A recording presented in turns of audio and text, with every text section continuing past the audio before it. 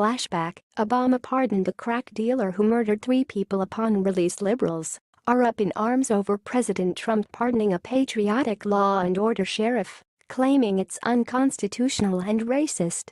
Meanwhile, Obama pardoned more actual criminals and convicted terrorists than any other president in our nation's history. And many returned to a life of crime. Take for instance the crack dealer Obama pardoned, who upon his release, murdered a woman and 2 children. Where was the liberal outrage? Crickets. But they're throwing a fit over a sheriff's pardon.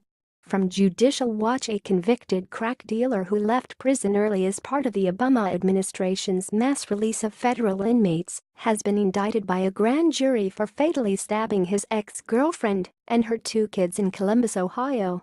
The gory crime drew national attention because the children, ages 7 and 10, were murdered to eliminate them as witnesses in the brutal massacre of their 32-year-old mother.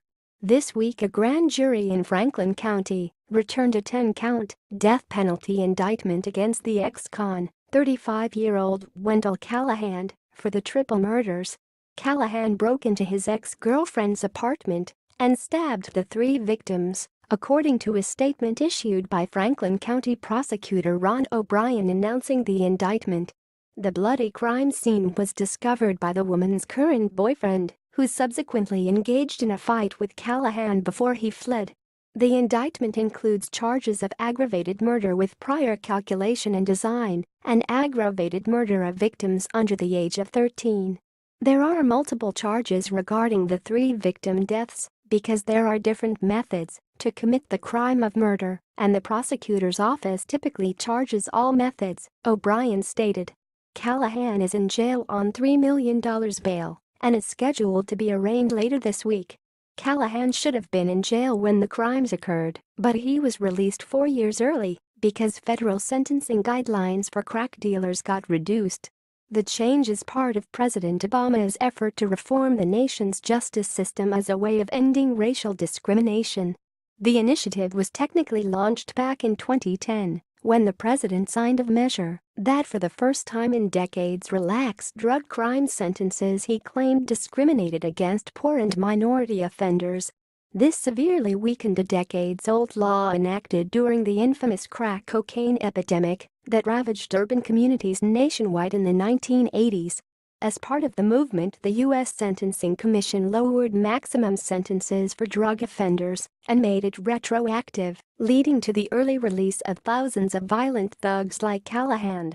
In November, the administration began releasing 6,000 drug convicts, non-violent offenders whose sentences were too long under the old guidelines. News reports quickly surfaced contradicting the administration's assessment that the newly released convicts were not violent. Among them was the leader of a multi-million-dollar operation that smuggled drugs from Canada to Maine. Prosecutors refer to the 29-year-old con as a drug kingpin who is one of America's most wanted. Shortly before the administration's mass release of drug convicts, federal prosecutors warned that drug trafficking is inherently violent, and therefore the phrase non-violent drug offenders is a misnomer. The nation's prosecutors also cautioned that reducing prison sentences for drug offenders will weaken their ability to bring dangerous drug traffickers to justice.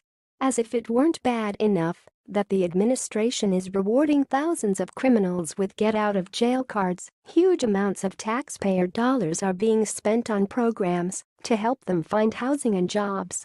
In the aftermath of the mass release of federal prisoners, Judicial Watch reported on 2 re-entry programs to ease the transition from jail. One received $1.7 million in order to public housing facilities not to reject tenants with criminal records.